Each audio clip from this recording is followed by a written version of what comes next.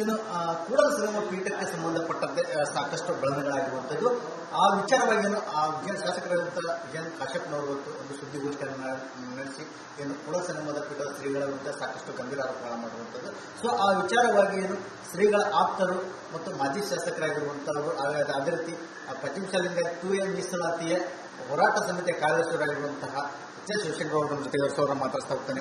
Sir, ಈಗ ಕೂಡಲ ಸಂಗಮ ಪೀಠದ ವಿಚಾರದಲ್ಲಿ ಸಾಕಷ್ಟು ಬೆಳವಣಿಗೆಗಳಾಗಿರುವಂಥದ್ದು. ಸೊ ಇವತ್ತು ಸುದ್ದಿಗೋಷ್ಠಿಯಲ್ಲಿ ವಿಜಯನಂದ ಕಾಶ್ಯಪ್ನವರು ಶ್ರೀಗಳ ವಿರುದ್ಧ ಸಾಕಷ್ಟು ಗಂಭೀರ ಆರೋಪಗಳನ್ನ ಮಾಡಿರುವಂಥದ್ದು. ಸೊ ಈ ವಿಚಾರದಲ್ಲಿ ಫಸ್ಟ್ ರಿಯಾಕ್ಷನ್ ತಂದು ನಾನು ಟಿವಿ ಮಾಧ್ಯಮದ ಮೂಲಕ ಅವರು ಪತ್ರಿಕಾಗೋಷ್ಠಿ ಮಾಡಿರೋದು ಗಮನಿಸಿದೆ. ಸಂದರ್ಭ ಬಂದರೆ ಸ್ವಾಮೀಜಿಯವರನ್ನು ಉಚ್ಚಾಟನೆ ಮಾಡ್ತೀವಿ ಅಂತ ಹೇಳಿದ್ದಾರೆ.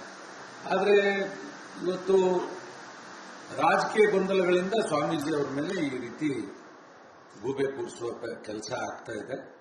ಇತ್ತೀಚೆಗೆ ಮಠಕ್ಕೆ ಬೀಗ ಹಾಕ್ಸಿದ್ದಾಗಲಿ, ಈಗ ಅವರಲ್ಲಿ ರಾಜಕೀಯವಾಗಿ ಅವ್ರ ಮೇಲೆ ಏನು ಹೇಳಿಕೆಗಳನ್ನು ಕೊಡ್ತಕ್ಕಂಥದ್ದಾಗಲಿ ಇದು ಸರಿಯಲ್ಲ. ನಾನೀಗಾಗಲೇ ಕಾಶ್ಯಪ್ನವ್ರ ಹತ್ರ ಮಾತಾಡಿದ್ದೀನಿ, ಕೂತು ಮಾತಾಡೋಣ ಅನ್ನೋ ಮಾತನ್ನು ಹೇಳಿದ್ದೇನೆ. ಸಮಸ್ಯೆ ಸುಗಮವಾಗಿ ಬಗೆಹರಿಯುತ್ತೆ ಅನ್ನೋ ವಿಶ್ವಾಸ ನನಗಿದೆ. ಸರ್, ಈಗ ಪ್ರಮುಖವಾಗಿ ಅವರು ಒಂದು ಕಡೆ ಹೇಳ್ತಾರೆ, ಅವರನ್ನ ಮಠಕ್ಕೆ ಕರ್ಕೊಂಡು ಬಂದರು, ನಾವು ಕಳಿಸುವಂತ ಹಕ್ಕು ನಮ್ಮಲ್ಲಿದೆ ಅನ್ನುವಂಥ ಮಾತು. ಸರ್, ಈ ರೀತಿ ಏನಾದರೂ ಪ್ರೊಸೆಸ್ ಇದ್ದೇನೆ ಹೇಗೆ ಅಂತ?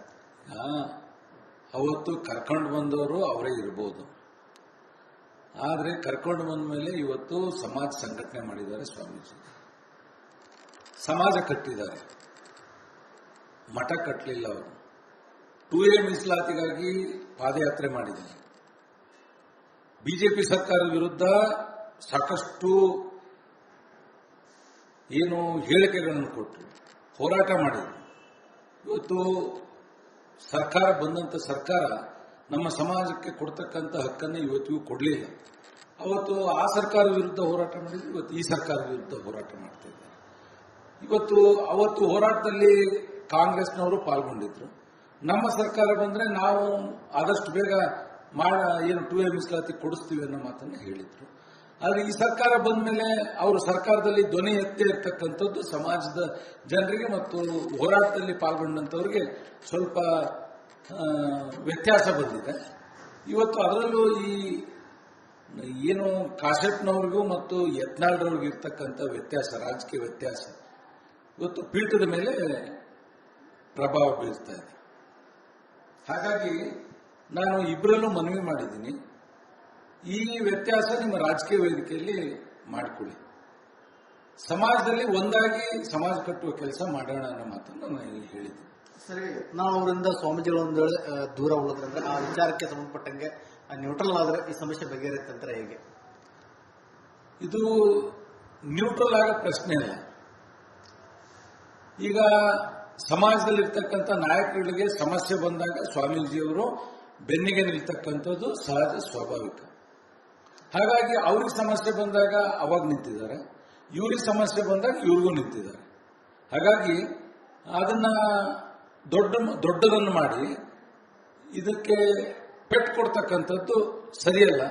ಇದನ್ನ ಸಾಂಗೋಪಾಂಗವಾಗಿ ನಾನು ಮಧ್ಯಪ್ರವೇಶ ಹಿಂದೆನೂ ಮಾಡಿದ್ದೇನೆ, ಈಗಲೂ ಇಬ್ಬರೊಟ್ಟಿಗೂ ಮಾತನಾಡಿ ಪರಿಹಾರ ಮಾಡ್ತೀವಿ.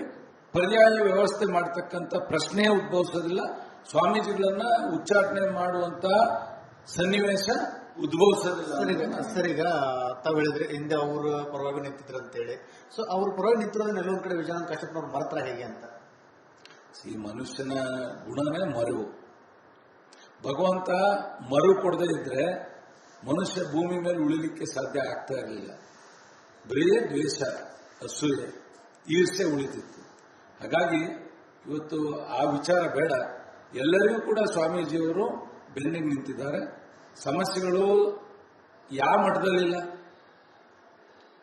ಯಾವ ಪೀಠಗಳಲ್ಲಿಲ್ಲ, ಯಾವ ರಾಜಕೀಯ ನಾಯಕರುಗಳಲ್ಲಿಲ್ಲ. ಹಾಗಾಗಿ ಕೂತು ಚರ್ಚೆ ಮಾಡಿದ್ರೆ ಎಲ್ಲವೂ ಕೂಡ ಪರಿಹಾರ ಆಗ್ತವೆ ಅನ್ನೋ ವಿಶ್ವಾಸ ನನಗಿದೆ. ಸರ್, ಈಗ ಪೀಠದಲ್ಲಿ ಕೆಲ ಅನೈತಿಕ ಚಟುವಟಿಕೆಗಳು ನಡೀತಾ ಇದೆ ಅಂತ ಒಂದು ಆರೋಪ ಮಾಡಿರುವಂಥದ್ದು, ಏನು ಆ ರೀತಿ ಏನಾದರೂ ಆಗ್ತಿದೆ ಸರ್? ಚೇಚೆ ಆ ಥರ ಸುಳ್ಳದು. ಪೀಠದಲ್ಲಿ ಶಾಲೆ ನಡೀತಾ ಇದೆ, ಮಕ್ಕಳ ಶಾಲೆ. ಅಲ್ಲಿ ನಿರಂತರವಾಗಿ ಕಾಯಲಿಕ್ಕೆ ಜನ ಇದ್ದೇ ಇದ್ದಾರೆ. ಸ್ವಾಮೀಜಿಗಳಿಗೆ ಅಡಿಗೆ ಮಾಡ್ತಕ್ಕಂಥವರು ಅಲ್ಲಿದ್ದಾರೆ. ಹಾಗಾಗಿ ಆ ರೀತಿ ಯಾವುದೂ ಅನೈತಿಕ ಅಕ್ರಮ ಚಟುವಟಿಕೆಗಳು ಇವತ್ತಿಗೂ ಕೂಡ ನಡೆದಿರೋ ಉದಾಹರಣೆ ಇಲ್ಲ. ಇದು ಸ್ವಾಮೀಜಿಗಳನ್ನ ಗುರಿ ಮಾಡಿ ದ್ವೇಷದ ಏನು ಹೇಳಿಕೆಗಳನ್ನು ಕೊಡಲಿಕ್ಕೆ ಇದು ಒಂದು ಅಸ್ತ್ರ ಅಂತ ನಾನು ಈ ಸಂದರ್ಭದಲ್ಲಿ ಹೇಳಿ. ಈಗ ಇನ್ನೊಂದು ಪ್ರಮುಖವಾಗಿ ಅವರು ಬೇರೆ ಒಬ್ಬರ ಸ್ವಾಮೀಜಿಗಳನ್ನ ನಾವು ತೆಗೆದುಕೊಂಡು ಬರ್ತೇವೆ, ಇವರನ್ನ ಹೊರಗಾಗ್ತೇವೆ ಅಂತ ಹೇಳಿದ್ದಾರೆ. ಬೇರೆ ಸ್ವಾಮೀಜಿಗಳ ಕರ್ಕೊಂಡ್ಬಂದು ಮಾಡೋದು ಪ್ರೊಸೆಸ್ ಅಷ್ಟು ಸುಲಭವಾಗಿದೆ ಹೇಗೆ ಅಂತ ಸರ್? ಇಲ್ಲ, ಈಗ ಅದು ಅಪ್ರಸ್ತುತ. ಇದ್ರ ಬಗ್ಗೆ ನಾನು ಮಾತಾಡೋದು ಅದು ನೋಡೋಣ, ಕಾಲ ಎಲ್ಲ ನಿರ್ಧಾರ ಮಾಡುತ್ತೆ. ಕಾಲ ಕಾಯೋಣ, ನೋಡೋಣ. ನಾಳೆ ನಾನು ಬಾಗಲಕೋಟೆಗೆ ಹೋಗ್ತಾ ಇದ್ದೇನೆ, ಇಬ್ಬರೊಟ್ಟಿಗೂ ಚರ್ಚೆ ಮಾಡ್ತೇನೆ, ಒಂದು ಸಭೆ ಕರೆದು ಎಲ್ಲರನ್ನೂ ಕೂಡ ಪರಿಹಾರ ಮಾಡಲಿಕ್ಕೆ ಪ್ರಯತ್ನ ಮಾಡ್ತೇನೆ. ಕೊನೆಯದಾಗಿ ಸರ್, ಈಗ ಈ ರೀತಿ ಕೂಡಲು ಸಂಬಂಧಪಟ್ಟ ದೊಡ್ಡ ಪೀಠ, ಆಮೇಲೆ ದೊಡ್ಡ ಸಮುದಾಯ ಪಂಚಮಸಾಲಿ ಲಿಂಗಾಯತ ಅಂತಂದ್ರೆ, ಸೊ ಎಲ್ಲ ಒಂದ್ ಕಡೆ ಮುಜುಗರ ಆಗ್ತಿದೆ ಅನಿಸ್ತಿಲ್ವಾ ಇದೆಲ್ಲ? ಖಂಡಿತ ಮುಜುಗರ ಅನ್ನಿಸ್ತಾ ಇದೆ ಸಮಾಜದ ಜನರಿಗೆ, ಸಮಾಜದವರಿಗೆ, ಪ್ರಾಮಾಣಿಕವಾಗಿ ಹೋರಾಟ ಮಾಡಿದಂಥವ್ರಿಗೆ, ಭಕ್ತರಿಗೆ ಮುಜುಗರ ಆಗುತ್ತೆ. ಅದಕ್ಕೆ ನಾನು ಕಳಕಳಿಯಿಂದ ಮನವಿ ಮಾಡಿದ್ದೇನೆ. ರಾಜಕೀಯ ನಾಯಕರು ರಾಜಕೀಯ ಹೇಳಿಕೆಗಳನ್ನ ನೀವು ವೈಯಕ್ತಿಕವಾಗಿ ಕೊಡೋದನ್ನ ನಿಲ್ಲಿಸಿ, ಸಮಾಜದ ಮೇಲೆ ಪ್ರಭಾವ ಬೀರ್ತಕ್ಕಂಥ ಪರಿಸ್ಥಿತಿಯನ್ನ ದಯವಿಟ್ಟು ತರಬೇಡ್ರಿ. ನಿಮಗೆ ಕೈ ಮುಗಿದು ಮನವಿ ಮಾಡ್ತೇನೆ. ಇವತ್ತಿಗೆ ಎಲ್ಲರೂ ಕೂಡ ಸದ್ಯದ ಪರಿಸ್ಥಿತಿಗೆ ಯಾರು ಗೊಂದಲದ ಹೇಳಿಕೆಯನ್ನು ಕೊಡಬೇಡ್ರಿ ಅಂತ ಹೇಳಿ ನಾನು ಮನವಿ ಮಾಡ್ತೇನೆ. ಇದಿಷ್ಟು ಮಾಜಿ ಶಾಸಕರಾದಂತಹ ಎಚ್ ಎಸ್ ಶಿವಶಂಕರ್ ಅವರ ಮಾತಾಗಿತ್ತು. ಗಂಡ ಹೆಂಡರ ನಡುವೆ ಕೂಸು ಬಡವಾದಂತೆ ಯತ್ನಾಳ್ ಮತ್ತು ಜಯಂತ್ ಕಾಶಪ್ಪನ ನಡುವಿನ ಗಲಾಟೆಯಲ್ಲಿ ಕೂಡಲ ಸಂಗಮ ಪೀಠದ ಶ್ರೀಗಳು ನಾಶ ಆಗ್ತದೆ ಅನ್ನೋ ಶೈಲಿಯಲ್ಲಿ ಅವರು ಮಾತನಾಡುವಂಥದ್ದು. ನಾಳೆ ತಾವು ಸಹ ಬಾಗಲಕೋಟೆಗೆ ಭೇಟಿ ನೀಡಿ ಇಬ್ಬರ ಜೊತೆ ಮಾತುಕತೆ ಮಾಡಿದ ಆ ಸಮಸ್ಯೆಯನ್ನು ತಿಳಿಗೊಳಿಸುವಂತ ಒಂದು ಪ್ರಯತ್ನ ಮಾಡ್ತೇನೆ ಅನ್ನುವಂಥ ಒಂದು ಮಾತನ್ನು ಸಹ ಅವರು ಹೇಳಿರುವಂಥದ್ದು. ಕ್ಯಾಮರಾ ಪರ್ಸನ್ ಸ್ವರಾಜ್ ಇವರ ಜೊತೆ ವಿಠಲ್ ಕರೋಡ್, ರಿಪಬ್ಲಿಕ್ ಕನ್ನಡ, ದಾವಣಗೆರೆ. ಇನ್ನು ಕೂಡಲ ಸಂಗಮ ಪೀಠಕ್ಕೆ ಸಂಬಂಧಪಟ್ಟಂತೆ ಸಾಕಷ್ಟು ಬೆಳವಣಿಗೆಗಳಾಗಿರುವಂಥದ್ದು. ಆ ವಿಚಾರವಾಗಿ ಆ ಶಾಸಕರಾದಂತಹ ಜಯಂತ್ ಕಾಶಪ್ಪನವರು ಒಂದು ಸುದ್ದಿಗೋಷ್ಠಿಯನ್ನು ನಡೆಸಿ ಕೂಡಲ ಸಂಗಮದ ಪೀಠದ ಶ್ರೀಗಳ ವಿರುದ್ಧ ಸಾಕಷ್ಟು ಗಂಭೀರ ಆರೋಪಗಳನ್ನು ಮಾಡಿರುವಂಥದ್ದು. ಸೊ ಆ ವಿಚಾರವಾಗಿ ಶ್ರೀಗಳ ಆಪ್ತರು ಮತ್ತು ಮಾಜಿ ಶಾಸಕರಾಗಿರುವಂತಹವರು, ಅದೇ ರೀತಿ ಪಂಚಮಸಾಲಿ 2A ಮೀಸಲಾತಿಯ ಹೋರಾಟ ಸಮಿತಿಯ ಕಾರ್ಯದರ್ಶಿಯಾಗಿರುವಂತಹ ಎಚ್ ಎಸ್ ಶಿವಶಂಕರ್ ಅವರ ಜೊತೆ ಅವರ ಮಾತಾಡ್ತಾ ಹೋಗ್ತಾನೆ. ಸರ್, ಈಗ ಕೂಡಲ ಸಂಗಮ ಪೀಠದ ವಿಚಾರದಲ್ಲಿ ಸಾಕಷ್ಟು ಬೆಳವಣಿಗೆಗಳಾಗಿರುವಂಥದ್ದು. ಸೊ ಇವತ್ತು ಸುದ್ದಿಗೋಷ್ಠಿ ನೀಡಿ ಜಯಂತ್ ಕಾಶಪ್ಪನವರು ಶ್ರೀಗಳ ವಿರುದ್ಧ ಸಾಕಷ್ಟು ಗಂಭೀರ ಆರೋಪಗಳನ್ನ ಮಾಡಿರುವಂಥದ್ದು. ಸೊ ಈ ವಿಚಾರದಲ್ಲಿ ಫಸ್ಟ್ ರಿಯಾಕ್ಷನ್ ಬಂದು ನಾನು ಟಿವಿ ಮಾಧ್ಯಮದ ಮೂಲಕ ಅವರು ಪತ್ರಿಕಾಗೋಷ್ಠಿ ಮಾಡಿರೋದು ಗಮನಿಸಿದೆ. ಸಂದರ್ಭ ಬಂದರೆ ಸ್ವಾಮೀಜಿಯವರನ್ನು ಉಚ್ಚಾಟನೆ ಮಾಡ್ತೀವಿ ಅಂತ ಹೇಳಿದ್ದಾರೆ. ಆದರೆ ಇವತ್ತು ರಾಜಕೀಯ ಗೊಂದಲಗಳಿಂದ ಸ್ವಾಮೀಜಿಯವರ ಮೇಲೆ ಈ ರೀತಿ ಗೂಬೆ ಕೂರಿಸುವ ಕೆಲಸ ಆಗ್ತಾ ಇದೆ. ಇತ್ತೀಚೆಗೆ ಮಠಕ್ಕೆ ಬೀಗ ಹಾಕ್ಸಿದ್ದಾಗಲಿ, ಈಗ ಅವರಲ್ಲಿ ರಾಜಕೀಯವಾಗಿ ಅವ್ರ ಮೇಲೆ ಏನು ಹೇಳಿಕೆಗಳನ್ನು ಕೊಡ್ತಕ್ಕಂಥದ್ದಾಗಲಿ ಇದು ಸರಿಯಲ್ಲ. ನಾನೀಗಾಗಲೇ ಕಾಶಪ್ಪನವ್ರ ಹತ್ರ ಮಾತಾಡಿದ್ದೀನಿ, ಕೂತು ಮಾತಾಡೋಣ ಅನ್ನೋ ಮಾತನ್ನು ಹೇಳಿದ್ದೇನೆ. ಸಮಸ್ಯೆ ಸುಗಮವಾಗಿ ಬಗೆಹರಿಯುತ್ತೆ ಅನ್ನೋ ವಿಶ್ವಾಸ ನನಗಿದೆ. ಸರ್, ಈಗ ಪ್ರಮುಖವಾಗಿ ಅವರು ಒಂದು ಕಡೆಗೆ ಹೇಳ್ತಾರೆ, ಅವರನ್ನ ಮಠಕ್ಕೆ ಕರ್ಕೊಂಡು ಬಂದಿರೋ ನಾವು ಕಳಿಸುವಂತ ಹಕ್ಕು ನಮ್ಮಲ್ಲಿದೆ ಅನ್ನೋಂಥ ಒಂದು ಮಾತು. ಸರ್, ಈ ರೀತಿ ಏನಾದರೂ ಪ್ರೊಸೆಸ್ ಇದ್ದೇನೆ ಹೇಗೆ ಅಂತ?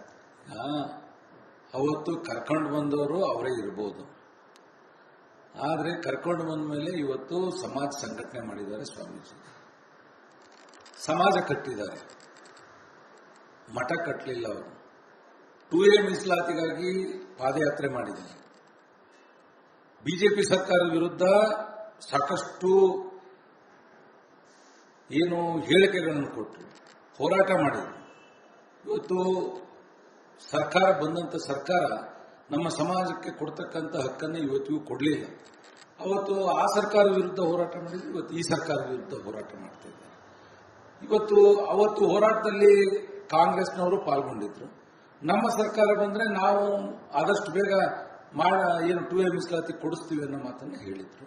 ಆದರೆ ಈ ಸರ್ಕಾರ ಬಂದ ಮೇಲೆ ಅವರು ಸರ್ಕಾರದಲ್ಲಿ ಧ್ವನಿ ಎತ್ತೇ ಇರ್ತಕ್ಕಂಥದ್ದು ಸಮಾಜದ ಜನರಿಗೆ ಮತ್ತು ಹೋರಾಟದಲ್ಲಿ ಪಾಲ್ಗೊಂಡಂಥವ್ರಿಗೆ ಸ್ವಲ್ಪ ವ್ಯತ್ಯಾಸ ಬಂದಿದೆ. ಇವತ್ತು ಅದರಲ್ಲೂ ಈ ಏನು ಕಾಶಪ್ಪನವ್ರಿಗೂ ಮತ್ತು ಯತ್ನಾಳ್ರವ್ರಿಗೂ ಇರ್ತಕ್ಕಂಥ ವ್ಯತ್ಯಾಸ, ರಾಜಕೀಯ ವ್ಯತ್ಯಾಸ ಇವತ್ತು ಪೀಠದ ಮೇಲೆ ಪ್ರಭಾವ ಬೀರ್ತಾ ಇದೆ. ಹಾಗಾಗಿ ನಾನು ಇಬ್ಬರಲ್ಲೂ ಮನವಿ ಮಾಡಿದ್ದೀನಿ, ಈ ವ್ಯತ್ಯಾಸ ನಿಮ್ಮ ರಾಜಕೀಯ ವೇದಿಕೆಯಲ್ಲಿ ಮಾಡಿಕೊಳ್ಳಿ, ಸಮಾಜದಲ್ಲಿ ಒಂದಾಗಿ ಸಮಾಜ ಕಟ್ಟುವ ಕೆಲಸ ಮಾಡೋಣ ಅನ್ನೋ ಮಾತನ್ನು ನಾನು ಇಲ್ಲಿ ಹೇಳಿದ್ದೀನಿ. ಸರಿ, ನಾವು ಅವರಿಂದ ಸ್ವಾಮೀಜಿಗಳ ಒಂದು ವೇಳೆ ದೂರ ಉಳಿದ್ರಂದ್ರೆ ಆ ವಿಚಾರಕ್ಕೆ ಸಂಬಂಧಪಟ್ಟಂಗೆ ನ್ಯೂಟ್ರಲ್ ಆದರೆ ಈ ಸಮಸ್ಯೆ ಬಗೆಹರಿಯುತ್ತೆ ಹೇಗೆ? ಇದು ನ್ಯೂಟ್ರಲ್ ಆಗೋ ಪ್ರಶ್ನೆ ಇಲ್ಲ. ಈಗ ಸಮಾಜದಲ್ಲಿರ್ತಕ್ಕಂಥ ನಾಯಕರುಗಳಿಗೆ ಸಮಸ್ಯೆ ಬಂದಾಗ ಸ್ವಾಮೀಜಿಯವರು ಬೆನ್ನಿಗೆ ನಿಲ್ತಕ್ಕಂಥದ್ದು ಸಹಜ ಸ್ವಾಭಾವಿಕ. ಹಾಗಾಗಿ ಅವ್ರಿಗೆ ಸಮಸ್ಯೆ ಬಂದಾಗ ಅವಾಗ ನಿಂತಿದ್ದಾರೆ, ಇವ್ರಿಗೆ ಸಮಸ್ಯೆ ಬಂದಾಗ ಇವ್ರಿಗೂ ನಿಂತಿದ್ದಾರೆ. ಹಾಗಾಗಿ ಅದನ್ನ ದೊಡ್ಡದನ್ನು ಮಾಡಿ ಇದಕ್ಕೆ ಪೆಟ್ಟು ಕೊಡ್ತಕ್ಕಂಥದ್ದು ಸರಿಯಲ್ಲ. ಇದನ್ನ ಸಾಂಗೋಪಾಂಗವಾಗಿ ನಾನು ಮಧ್ಯಪ್ರವೇಶ ಹಿಂದೆನೂ ಮಾಡಿದ್ದೇನೆ, ಈಗಲೂ ಇಬ್ಬರೊಟ್ಟಿಗೂ ಮಾತನಾಡಿ ಪರಿಹಾರ ಮಾಡ್ತೀವಿ. ಪರ್ಯಾಯ ವ್ಯವಸ್ಥೆ ಮಾಡತಕ್ಕಂಥ ಪ್ರಶ್ನೆ ಉದ್ಭವಿಸೋದಿಲ್ಲ. ಸ್ವಾಮೀಜಿಗಳನ್ನ ಉಚ್ಚಾಟನೆ ಮಾಡುವಂತ ಸನ್ನಿವೇಶ ಉದ್ಭವಿಸೋದಿಲ್ಲ. ಸರ್, ಈಗ ತಾವು ಹೇಳಿದ್ರೆ ಹಿಂದೆ ಅವ್ರ ಪರವಾಗಿ ನಿಂತಿದ್ರು ಅಂತೇಳಿ, ಸೊ ಅವ್ರ ಪರವಾಗಿ ನಿಂತಿರೋದನ್ನ ಎಲ್ಲೊಂದ್ ಕಡೆ ವಿಜಯಾನಂದ ಕಾಶ್ಯಪ್ನವ್ರು ಮರತ್ರ ಹೇಗೆ ಅಂತ? ಈ ಮನುಷ್ಯನ ಗುಣನೇ ಮರುವು. ಭಗವಂತ ಮರು ಕೊಡದೇ ಇದ್ರೆ ಮನುಷ್ಯ ಭೂಮಿ ಮೇಲೆ ಉಳಿಲಿಕ್ಕೆ ಸಾಧ್ಯ ಆಗ್ತಾ ಇರಲಿಲ್ಲ. ಬರೀ ದ್ವೇಷ, ಅಸೂಯೆ, ಈರ್ಷೆ ಉಳಿತಿತ್ತು. ಹಾಗಾಗಿ ಇವತ್ತು ಆ ವಿಚಾರ ಬೇಡ. ಎಲ್ಲರಿಗೂ ಕೂಡ ಸ್ವಾಮೀಜಿಯವರು ಬೆನ್ನಿಗೆ ನಿಂತಿದ್ದಾರೆ. ಸಮಸ್ಯೆಗಳು ಯಾವ ಮಟ್ಟದಲ್ಲಿಲ್ಲ, ಯಾವ ಪೀಠಗಳಲ್ಲಿಲ್ಲ, ಯಾವ ರಾಜಕೀಯ ನಾಯಕರುಗಳಲ್ಲಿಲ್ಲ. ಹಾಗಾಗಿ ಕೂತು ಚರ್ಚೆ ಮಾಡಿದ್ರೆ ಎಲ್ಲವೂ ಕೂಡ ಪರಿಹಾರ ಆಗ್ತವೆ ಅನ್ನೋ ವಿಶ್ವಾಸ ನನಗಿದೆ. ಸರ್, ಈಗ ಪೀಠದಲ್ಲಿ ಕೆಲ ಅನೈತಿಕ ಚಟುವಟಿಕೆಗಳು ನಡೀತಾ ಇದೆ ಅಂತ ಒಂದು ಆರೋಪ ಮಾಡಿರುವಂತದ್ದು ಏನು ಆ ರೀತಿ ಏನಾದ್ರು ಆಗ್ತಿದೆ ಸರ್? ಚೇಚೆ ಆ ತರ ಸುಳ್ಳದು. ಪೀಠದಲ್ಲಿ ಶಾಲೆ ನಡೀತಾ ಇದೆ, ಮಕ್ಕಳ ಶಾಲೆ.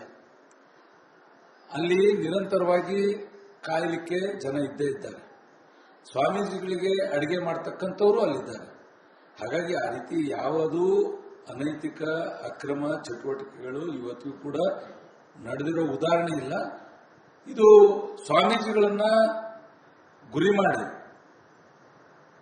ದ್ವೇಷದ ಏನು ಹೇಳಿಕೆಗಳನ್ನು ಕೊಡಲಿಕ್ಕೆ ಇದು ಒಂದು ಅಸ್ತ್ರ ಅಂತ ನಾನು ಈ ಸಂದರ್ಭದಲ್ಲಿ ಹೇಳಿ. ಈಗ ಇನ್ನೊಂದು ಪ್ರಮುಖವಾಗಿ ಅವರು ಬೇರೆ ಒಬ್ಬರ ಸ್ವಾಮೀಜಿಗಳನ್ನ ನಾವು ತೆಗೆದುಕೊಂಡು ಬರ್ತೇವೆ, ಇವರನ್ನ ಹೊರಗಾಗ್ತೇವೆ ಅಂತ ಹೇಳಿದ್ದಾರೆ. ಬೇರೆ ಸ್ವಾಮೀಜಿಗಳ ಕರ್ಕೊಂಡ್ಬಂದು ಮಾಡೋದು ಪ್ರೊಸೆಸ್ ಅಷ್ಟು ಸುಲಭವಾಗಿದೆ ಹೇಗೆ ಅಂತ ಸರ್?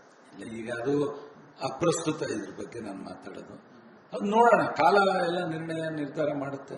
ಕಾಲ ಕಾಯೋಣ, ನೋಡೋಣ. ನಾಳೆ ನಾನು ಬಾಗಲಕೋಟೆಗೆ ಹೋಗ್ತಾ ಇದ್ದೇನೆ, ಇಬ್ಬರೊಟ್ಟಿಗೂ ಚರ್ಚೆ ಮಾಡ್ತೇನೆ. ಒಂದು ಸಭೆ ಕರೆದು ಎಲ್ಲದನ್ನು ಕೂಡ ಪರಿಹಾರ ಮಾಡಲಿಕ್ಕೆ ಪ್ರಯತ್ನ ಮಾಡ್ತೇನೆ.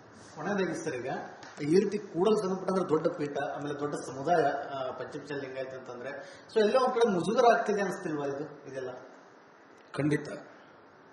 ಖಂಡಿತ ಮುಜುಗರ ಅನ್ನಿಸ್ತಾ ಇದೆ ಸಮಾಜದ ಜನರಿಗೆ. ಸಮಾಜದವರಿಗೆ, ಪ್ರಾಮಾಣಿಕವಾಗಿ ಹೋರಾಟ ಮಾಡಿದಂಥವ್ರಿಗೆ, ಭಕ್ತರಿಗೆ ಮುಜುಗರ ಆಗುತ್ತೆ. ಅದಕ್ಕೆ ನಾನು ಕಳಕಳಿಯಿಂದ ಮನವಿ ಮಾಡಿದ್ದೇನೆ. ರಾಜಕೀಯ ನಾಯಕರು ರಾಜಕೀಯ ಹೇಳಿಕೆಗಳನ್ನ ನೀವು ವೈಯಕ್ತಿಕವಾಗಿ ಕೊಡೋದನ್ನ ನಿಲ್ಲಿಸಿ ಸಮಾಜದ ಮೇಲೆ ಪ್ರಭಾವ ಬೀರ್ತಕ್ಕಂಥ ಪರಿಸ್ಥಿತಿಯನ್ನ ದಯವಿಟ್ಟು ತರಬೇಡ್ರಿ. ನಿಮಗೆ ಕೈ ಮುಗಿದು ಮನವಿ ಮಾಡ್ತೇನೆ. ಇವತ್ತಿಗೆ ಎಲ್ಲರೂ ಕೂಡ ಸದ್ಯದ ಪರಿಸ್ಥಿತಿಗೆ ಯಾರು ಗೊಂದಲದ ಹೇಳಿಕೆಯನ್ನು ಕೊಡಬೇಡ್ರಿ ಅಂತ ಹೇಳಿ ನಾನು ಮನವಿ ಮಾಡ್ತೇನೆ. ಇದಿಷ್ಟು ಮಾಜಿ ಶಾಸಕರಾದಂತಹ ಎಚ್ ಎಸ್ ಶಿವಶಂಕರ್ ಅವರ ಮಾತಾಗಿತ್ತು. ಗಂಡ ಹೆಂಡರ ನಡುವೆ ಕೂಸು ಬಡವಾದಂತೆ ಯತ್ನಾಳ್ ಮತ್ತು ವಿಜಯಾನಂದ ಕಾಶ್ಯಪ್ನ ನಡುವಿನ ಗಲಾಟೆಯಲ್ಲಿ ಕೂಡಲ ಸಂಗಮ ಪೀಠದ ಶ್ರೀಗಳು ನಾಶ ಆಗ್ತದೆ ಅನ್ನೋ ಶೈಲಿಯಲ್ಲಿ ಅವರು ಮಾತನಾಡುವಂಥದ್ದು. ನಾಳೆ ತಾವು ಸಹ ಬಾಗಲಕೋಟೆಗೆ ಭೇಟಿ ನೀಡಿ ಇಬ್ಬರ ಜೊತೆ ಮಾತುಕತೆ ಮಾಡಿದ ಆ ಸಮಸ್ಯೆಯನ್ನು ತಿಳಿಗೊಳಿಸುವಂತ ಒಂದು ಪ್ರಯತ್ನ ಮಾಡ್ತೇನೆ ಅನ್ನುವಂಥ ಒಂದು ಮಾತು ಸಹ ಅವರು ಹೇಳಿರುವಂಥದ್ದು. ಕ್ಯಾಮರಾ ಪರ್ಸನ್ ಸ್ವರಾಜ್ ಜೊತೆ ವಿಠಲ್ ಕರೋಡ್, ರಿಪಬ್ಲಿಕ್ ಕನ್ನಡ, ದಾವಣಗೆರೆ.